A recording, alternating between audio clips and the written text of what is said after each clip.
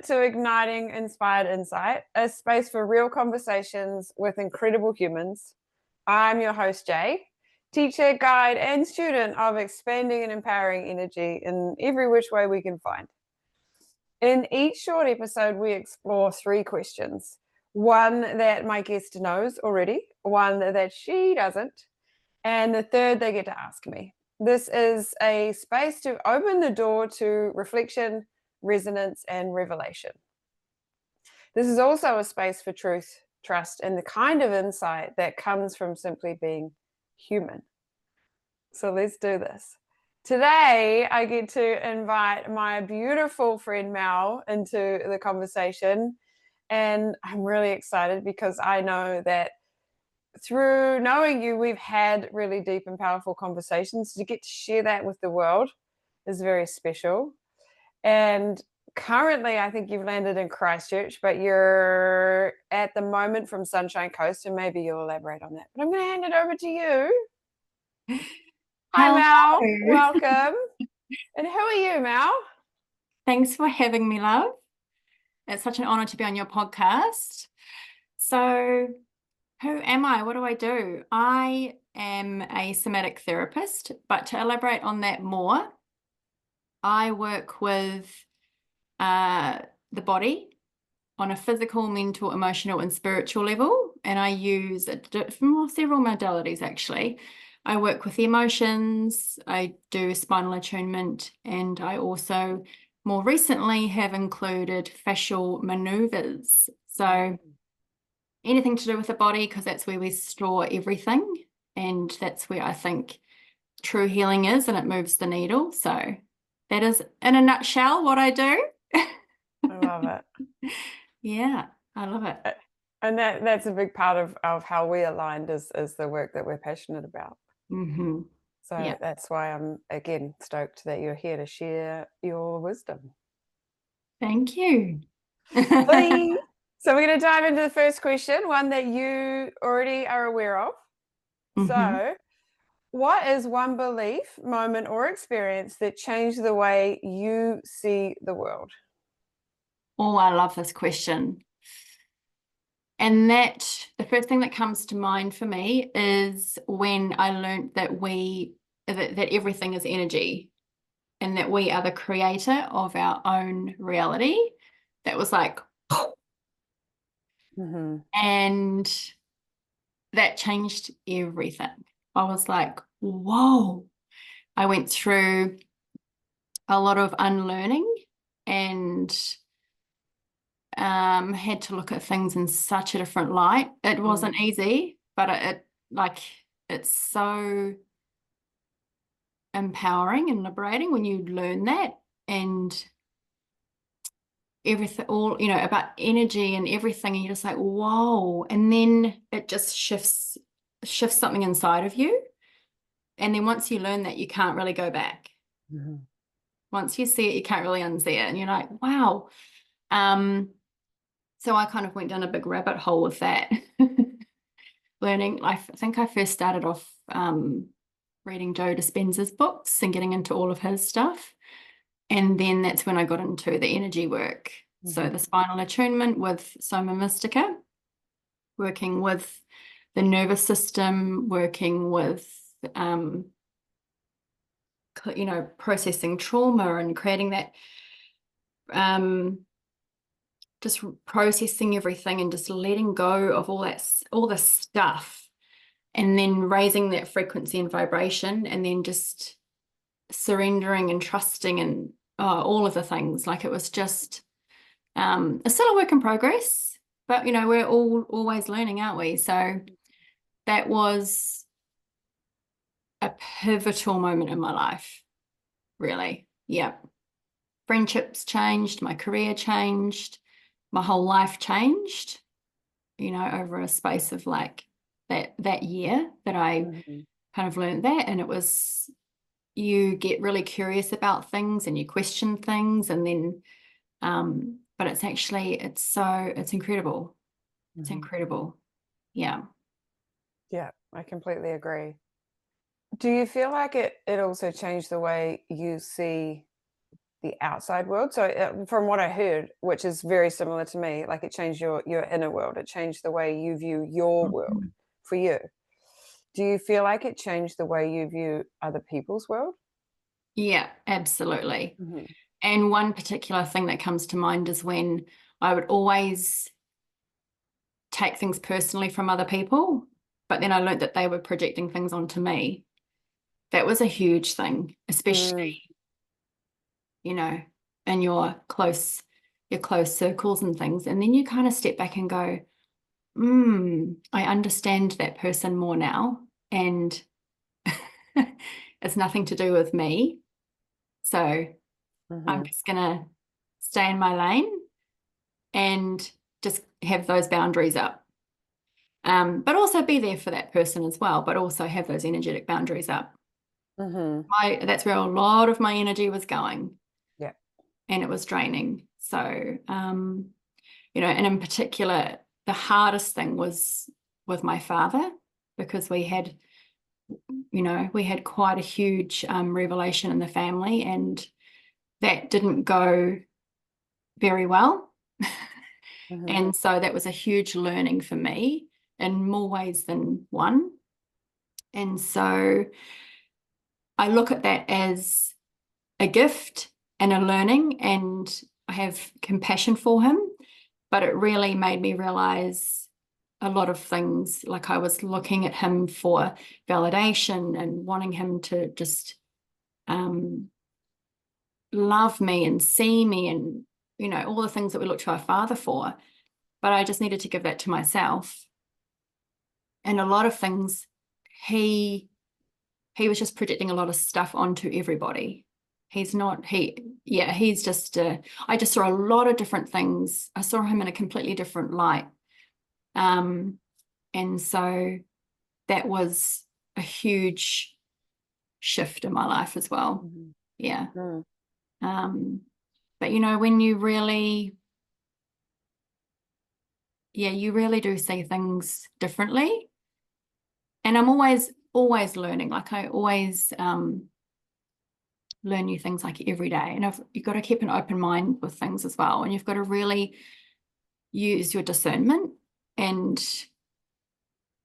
hold close to you, like what your values are, and trust yourself. You know, trust your, like, human design was one thing that really helped me as well, because it really gives you that permission slip to be who you are, you know, and you realize how much conditioning you have.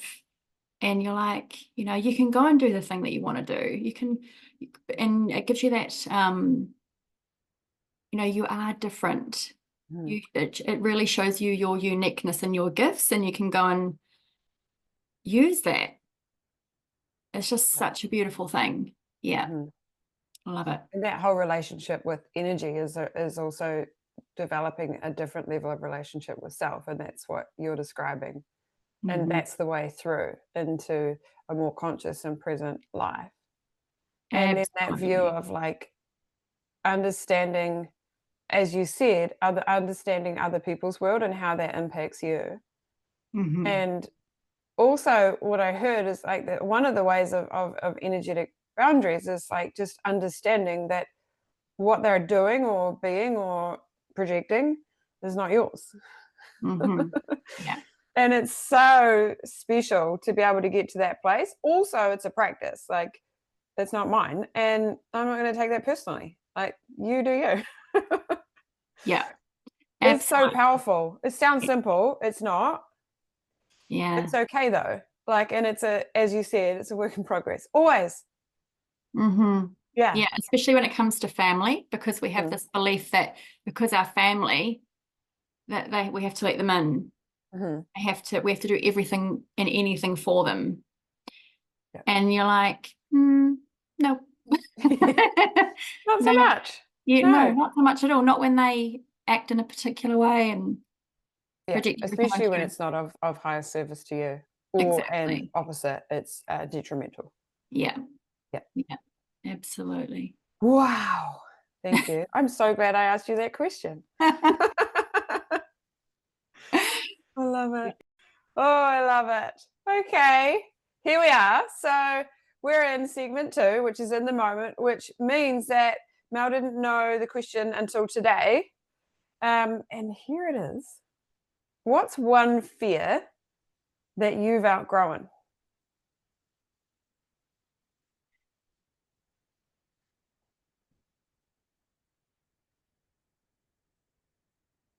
The one fear that comes to mind is not ever finding my purpose. Like growing up, I was just in that whole, like, I've got to get a job. I'm in that Monday to Friday 9 to 5 routine, and that's all I thought my life was going to be. And I just had this fear, like, what if I never find out what I want to do? And finding my true purpose. And then I started flying. So I was a flight attendant for 12 years off and on. And then I enjoyed that, but I was like, no, this isn't it. Like, and then I was just like, oh my gosh, what if I never, ever, ever find the thing? But then I was like, but do I have to find the thing? And then I got all in my head about it. And then over a few years, I kind of was just like, well, I'll just live my life and just make sure I'm happy. And as long as I've got good people in my life and I'm traveling, taking care of myself, like what more do I actually need? And I got so attached to this whole like purpose. And then it landed. And then I found my way. And it was literally during COVID. And I had this breathing space. And it's almost like it forced me into doing the health and wellness stuff that I was interested in. But I wasn't too sure if I was like interested or passionate. If it was a hobby or, you know, a true passion. And so when COVID hit in 2020, I started out in menstrual cycle coaching. So I did a menstrual cycle coaching course. And I was like, okay, this is, you know, I like this. But then it wasn't quite what I was, didn't quite hit the spot. But it was very useful. And it was a fantastic experience for me to sort of start off with.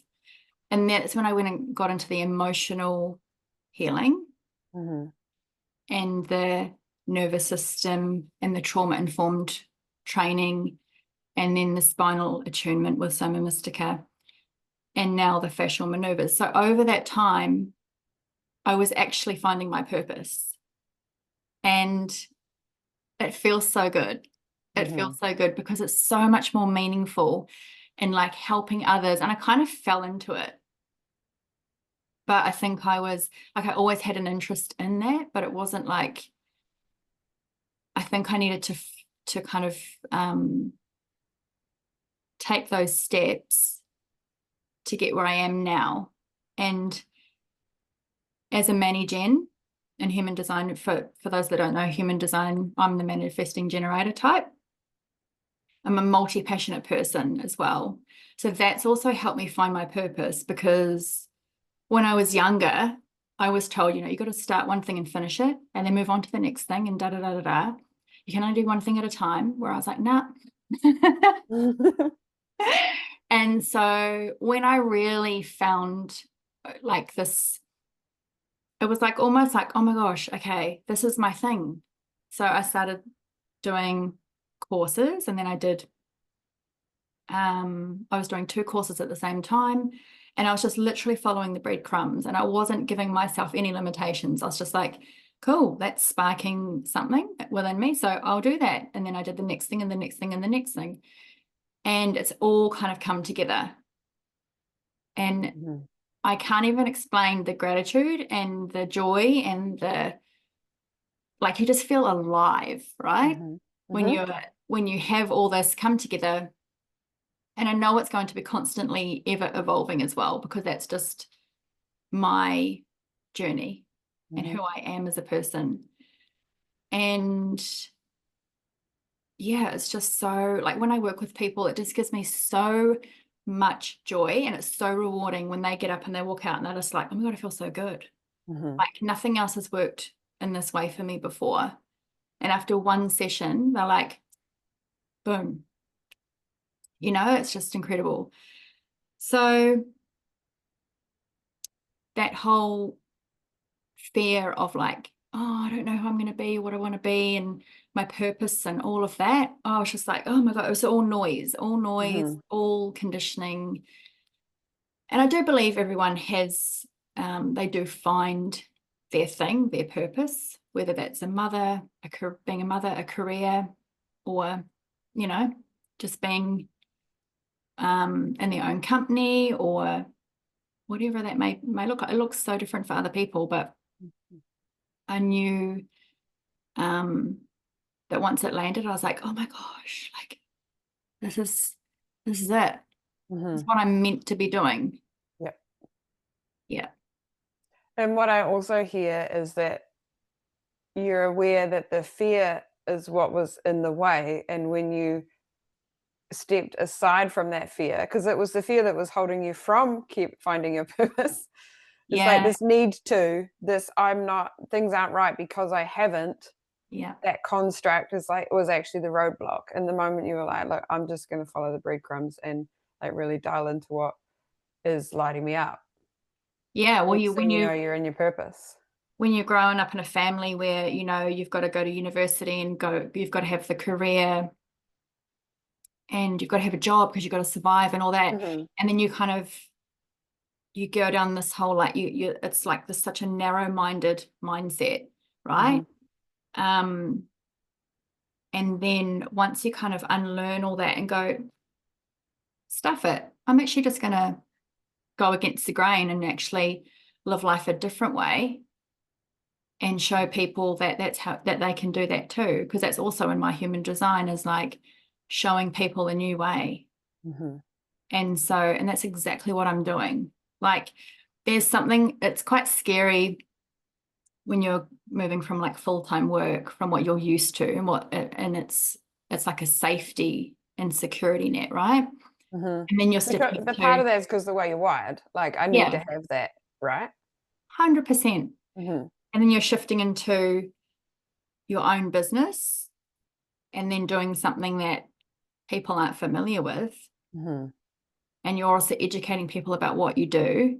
So it's a new way, a new way of healing, a new way of living. And they're like, it's so new, and but to me, it's exciting. Like, yeah, I can do this. I believe in it. This is what helps people. I love it. And this is going to be my life, like my lifestyle. And it shines. You can feel it. I love it. I totally appreciate that. And some of those things have been like really similar in my path. And it is a path of the unknown. It is walking the path less traveled. And so much of it is uncertain, but not in a roadblock way, in a, like you said, following the breadcrumbs, or in being in this like curiosity of what is more, but also wanting to be whole and in the healing. And it's so special. It really is. It really is. And like what I've also found is that there's so much more to life than working, and like so many people, it's like Groundhog Day. And what I like doing is showing people that, you've got these gifts and these talents, and like you can use that. You can really use that, and don't forget about don't worry about the how. Just focus on the why, and you'll get there. Yep. And that it doesn't necessarily mean that that's who you become. Just some of those things you may need to learn for yourself, and let them be your own passion. And what I mean is become as in, like, what you learn doesn't necessarily have to be what you guide or what you teach, but you may just want that to bring you into an alignment of your creativity or your authentic relationships and all of those beautiful things. But again, if you get out of your own way of what that needs to mean, just open yourself up. I hear Yeah. you. Yeah. Get out of your own way. That's what I told Mhm. myself for like 2 years. Yep. Yeah. Yeah. And that is a work in progress. Oh gosh, yeah. I still And a get in lot my of head those, sometimes about stuff as yeah. well. And I'm like, Yeah. oh, Mel, get in the body, in the body. Yeah. Mm-hmm. Because But there's years of thinking otherwise or being yeah, told otherwise. yeah. You've got to unlearn about 20 years of your life. Yeah. Yep. Yep, you sure do. And then there's also the constant like messages that we're getting if we're not consciously aware Mhm. through the excess information that we have to look at and be like, no. And again, like you mentioned before, discernment. Exactly, yeah. Mm-hmm. And there'll be people that'll be like, what? What are you doing that for? Oh, what's that all about? And then Mm-hmm. you kind of you've got to really stay grounded and really in your got to really, really hold that dream alive in you Yep. and just do it because Hold the vision, trust the process. yeah, you really do. Yeah, there's magic. I love it. Yeah. Okay, here we are. So, I like this Jae, bit. So this is our third section, which is reflected light. And Mel's about to ask me a question. okay, Jae, what is one thing that has been a game changer in your life and why? One thing that's been a game changer in my life and why. Well, I have to not think and let go with the image that just got put in my head. And that would be back nearly 15 years ago, I started working with a beautiful man. His name was Hamish. And I called him my spiritual grandfather. I still do. He's not with us anymore. He introduced me to the world of healing. And he did touch for healing and other type of body work. Mhm. And he took me on a road of what was possible in terms of addressing what I had disassociated from for a Mhm. very long time, aka my childhood trauma and my sexual abuse. And he brought it in to the light for me to be able to heal, but he also held such loving and nourishing space. And when I say he also showed me what was possible, there were things that he dropped in that I actually I didn't even think it was real. And what I mean is on my insecure level, didn't believe him. And he kind of told me like where I would go and what I would do. And I was like, because I didn't have that capacity to see that yet. Mhm. But first and foremost, just game changing in the way of seeing what was possible for healing and seeing the ability for us to release and let go of pain Mhm. and let it become your leader, your compass, and also just this level of liberation that in my unconscious, disconnected, disassociated self never thought was possible. So to be able to be lovingly held in that space and to walk back through trauma that I disconnected. Mhm. And I mean, it took some massive courage to be able to see that and bring it up and let it be what it was, and also acknowledge the the shame and the guilt and all the things that I decided as a kid, and that it was my fault, like all of those stories and feelings that were like locked in my body, Mm. to let them come up and out was not an easy feat in any way. And it wasn't a one and done in any way either. But it definitely it's the reason I'm here. Mm-hmm. It's the reason that I chose the path I chose in terms of supporting others and being a guide for their own liberation. Mm-hmm. And it's the reason why I choose the medicine that I do, and medicine being the tools, that you and I offer. I see all the things that we have studied and embraced and worked on and then guide as medicine. And that's the medicine that we need as a human race. So that was my, like, yeah, there's been many, but like when you asked me that question and that, like, being there with him just flashed on the screen in my mind, I'm like, well, clearly that's my answer. Wow, that's beautiful. Yeah. Yeah. It's definitely the catalyst for being on purpose. Mm-hmm. Yeah, and in purpose. Yeah. Yeah.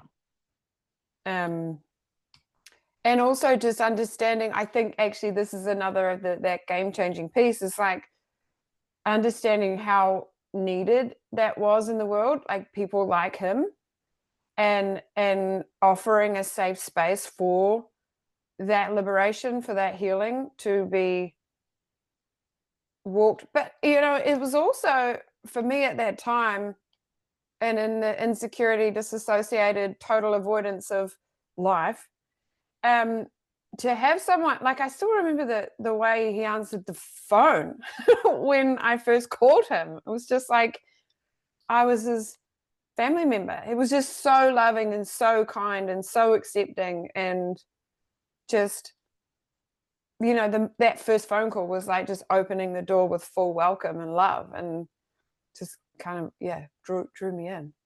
And it's just, I will forever be grateful for him and those moments, and where that took me.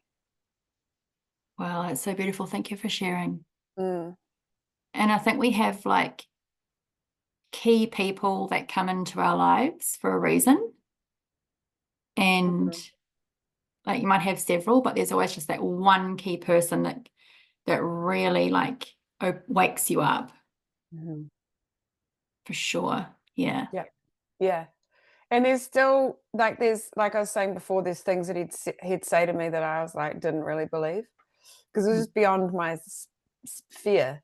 But there's still times now where, like, something that he said that I didn't believe will drop in, and I'm like, oh man, that's actually here. There's such power in healing, like beyond what people can imagine until they've experienced it, right? Yeah, exactly. Yeah. And there's different things for different people, but and you've got to, find your way. But I think, gosh, you learn so much as you go. Some things don't necessarily move the needle as such, but I think you find it's all a stepping stone to get where you are. Yeah. Yeah. Exactly.